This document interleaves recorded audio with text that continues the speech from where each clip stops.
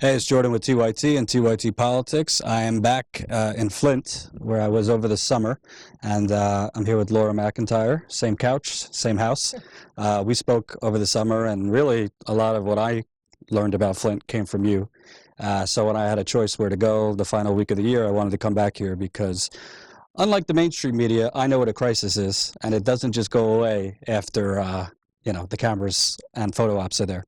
So with the water issues that are going on everywhere. I mean, Standing Rock, Texas, Florida.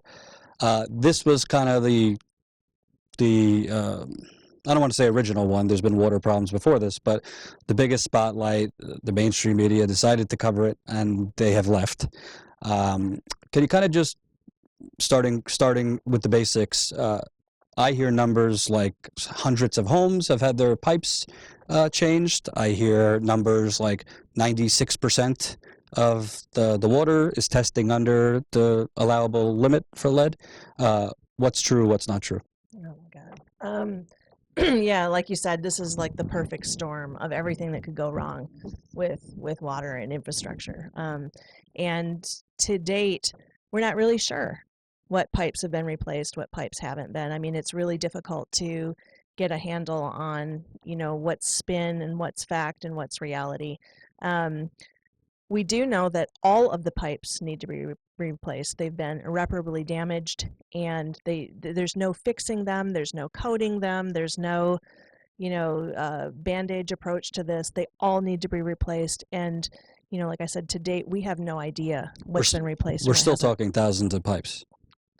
Yeah, we're talking about 45,000 Mhm. households at least, and it's the individual homes that need to have their pipes replaced. It's the service lines to the main lines. It's the city's infrastructure. It's everything. Every single pipe needs to be replaced at this point. And when you hear numbers like 96% of the water is under the allowable limit, so A-OK. Well, first of all, what's the allowable limit? I mean, there's debate about what that is. Really, the allowable limit, and we're talking lead, we're talking only lead, is 0. That's the acceptable limit. The 15 parts per billion is an arbitrary number that was thrown out, just for political expediency, and even that is too much. But how do they know? They haven't tested the homes. They haven't done anything that's been reliable or valid or consistent in terms of testing.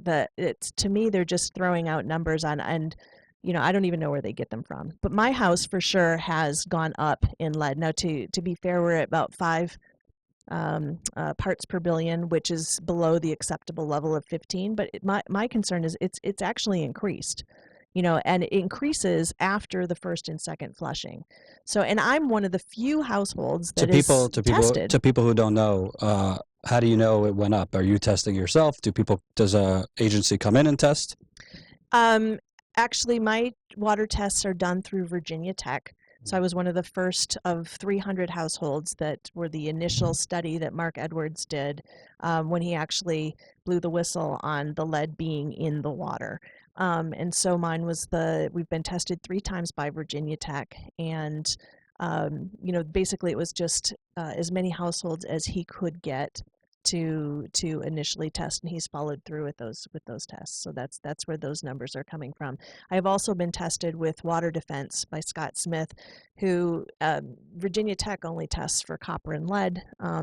Water Defense tests for a lot of other things like chloroform, the TTHMs, the bacteria, and so those tests are actually a lot more alarming and concerning. And for you, you found, was it chloroform? Very, very, very high levels of chloroform, and we have one of the highest TTHM numbers for the households that got is tested.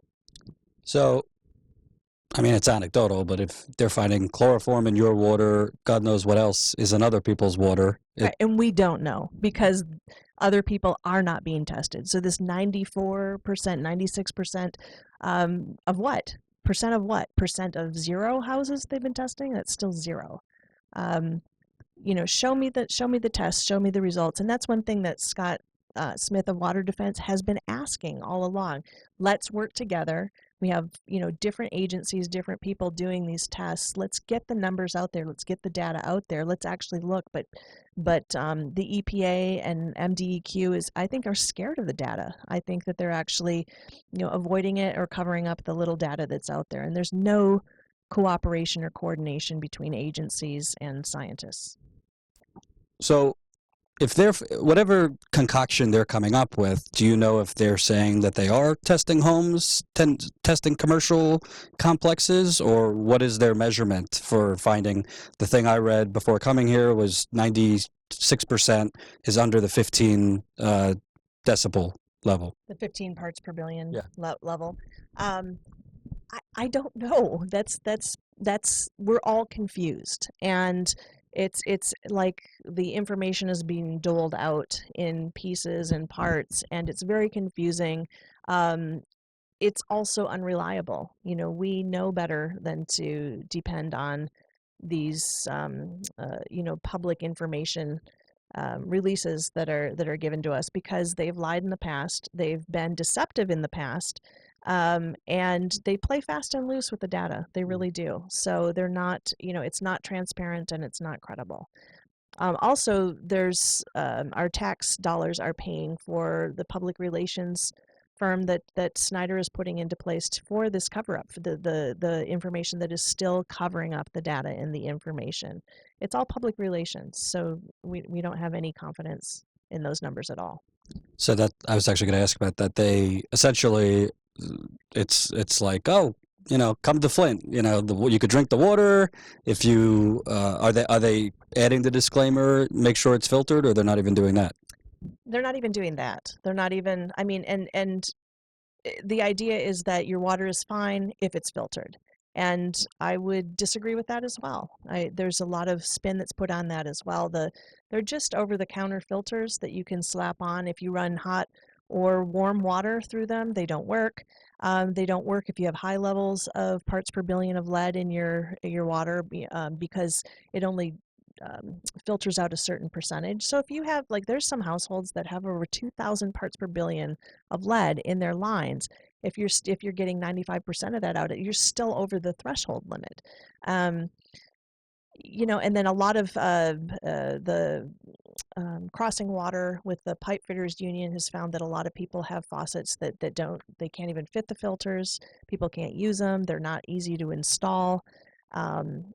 And then we have the worries about bacteria buildup in the filters themselves and in the pipes. So you may be getting rid of, like, little bits of lead or, that kind of contamination. But then on the other hand, you've got things like shigellosis and Legionella and chloroform, TTHMs building up in in the filters. So we're worried.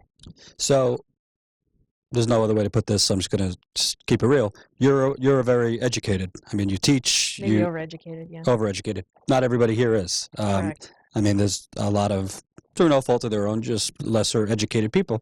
So not everyone like you is just jumping in and out of the shower along with your kids. So essentially, people could be taking showers, baths, and drinking the water if they're not, even if they're not using a filter, and there could be bacteria in it, chloroform, all sorts of things without knowing that are not being tested for. I think it's safe to say that most people are lulled into a false sense of security. They think everything's fine. There's some people that aren't using filters. They think everything's okay because they're being told the water's okay. We're at acceptable levels. And it's been so long. I mean, how could the government or how could officials, like, let this go? It's like, people, it's hard to believe. It's hard to swallow that this is still happening and we're on year 3. Ask the 9/11 first responders about that. It's terrible. It's so disheartening. And then we have a family that lives next door to us that I'm constantly trying to make sure that they're using bottled water, reinstalling their filters. And they have several young children who live in the house. And one of the young children, shortly before Christmas, came down with really severe pneumonia and was in ICU and went to Hurley Hospital, and they refused to test him for Legionnaire's disease, and they just kind of treated him and dismissed him, and he's luckily he's fine, but that's pretty much par for the course with people. You know, there's not, if you don't know what's happening, if you don't know what to do, then you don't even know what to ask for. You don't know what to avoid or, you know, what to do.